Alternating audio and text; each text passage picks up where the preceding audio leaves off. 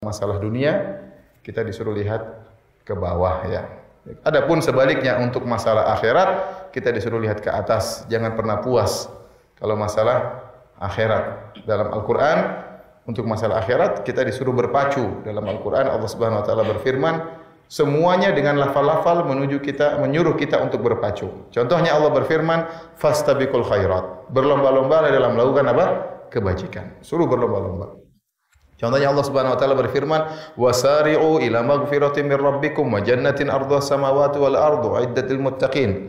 Cepatlah, kata Allah, cepatlah kalian menuju ampunan Allah dan menuju surga Allah. Disuruh cepat. Tadi disuruh berlomba, disuruh cepat. Dalam lafal yang lain kata Allah, setelah Allah menyebutkan tentang nikmat-nikmat surga, kata Allah, wa fi dzalika falyatanafasil mutanafisun. Untuk urusan nikmat surga, kata Allah, bersainglah. Jadi disuruh berlomba, suruh cepat, suruh bersaing. Itu kalau urusan apa? Akhirat. Tidak boleh kita puas dengan apa yang telah kita miliki. Lihat ke atas, makanya kita berdoa, ihdinas siratal mustaqim. Siratal ladzina an'amta 'alaihim. Ya Allah, tunjukkanlah kepada aku jalan yang lurus dalam salat kita, yaitu jalan orang-orang telah Kau beri nikmat kepada mereka. Siapa? Minan nabiyyin wasiddiqin wasyuhada, yaitu jalannya para nabi, jalannya para siddiqin, jalannya para syuhada. Disuruh lihat ke atas. Ya, jangan lihat ke bawah kalau masalah akhirat. Lihat ke atas, lihat jalannya bagaimana nabi, bagaimana syuhada. Nabi sallallahu alaihi wasallam mengatakan, fa idza sa'altumullaha fas'aluhul firdaus fa innahu 'alal jannah. Jika kalian minta kepada Allah, mintalah surga firdaus, karena itu surga yang paling tinggi. Jadi untuk masalah akhirat kita harus jangan qanaah. Suruh lihat ke atas. Suruh lihat ke atas. Kalau ada orang ya sudah bisa bahasa Arab, kita juga berusaha bisa bahasa Arab.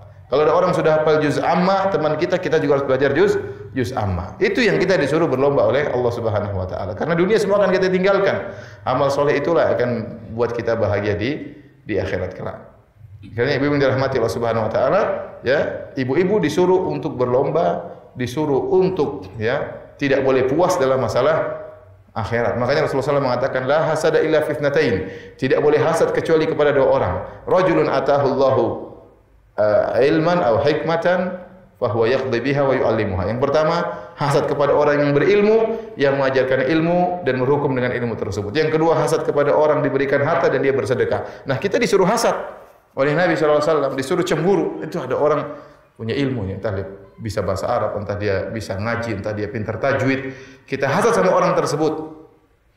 Kita lihat ada orang rajin bersedekah, kita hasad sama orang tersebut. Itu disuruh hasad.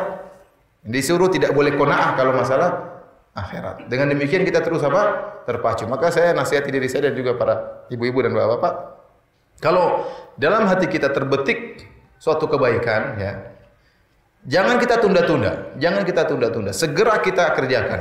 Ya, misalnya saya contohkan, kita lagi misalnya di bandara, tahu-tahu terbetik hati kita melihat ada orang mungkin tukang sapunya, tukang apanya, kok kasihan gitu, pingin beli sedekah.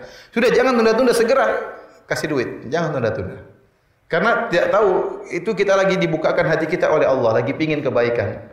Kita sudah dibukakan hati kita, jangan tunda-tunda, segera kita sumbang orang tersebut. Contohnya, antum lagi duduk di rumah, tahu-tahu kok pingin baca Quran, segera ambil Al-Quran, jangan tunda-tunda. Antum di pagi hari tahu-tahu terbetik ingin sholat duha, maka jangan tunda-tunda, segera berwudu kemudian sholat duha. Ya.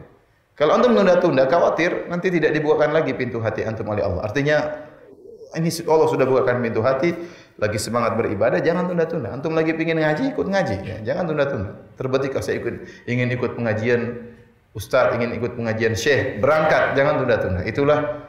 Itulah namanya berlomba dan